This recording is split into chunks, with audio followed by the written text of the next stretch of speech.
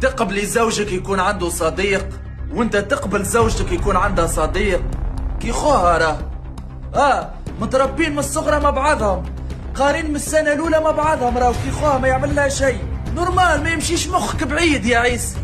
ربي سبحانه قال لك زين للناس يحبوا الشهوات من النساء، معناها العلاقه ما بين الراجل والمراه شهوه. جاوك العباد اللي عندهم 100 جرام مخ قالوا لك نورمال كي يتعارك هو مع مرته لشكون يمشي؟ مو يمشي يفرغ قلبه عند بنت حومته ولا عند الطفل اللي قرا معاها من السنه الاولى. والمراه قالت لك انا راجلي نورمال، راجلي ما انا ما نكسرش راسي معاها، راجلي انا عندي فيه الثقه، عارفه بنت حومته هذيك اللي تربى معاها وهو صغار عمره ما يخزر لها خزره هكا ولا هكا. تصور انت الرسول صلى الله عليه وسلم، الرسول تعرف معناها رسول؟ فيق الرسول صلى الله عليه وسلم قال لك غض البصر نتاعك.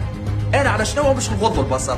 على الحيط، على عصافر تبدا العصافر متعديه وانا مغض في البصر على عصافر.